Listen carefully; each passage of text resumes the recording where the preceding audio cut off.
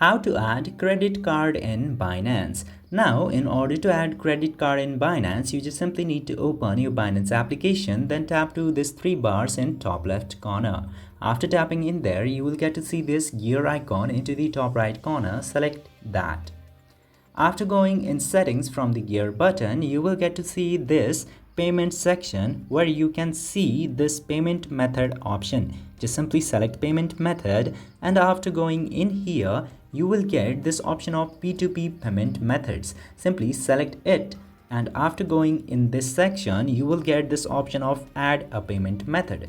Now, after tapping in this add a payment method, it will give you a lot of options such as add bank account, add credit card, add Visa card, and a lot more. You just simply need to select add a credit card option and just simply fill out the credential of the credit card, and you can easily add it that way.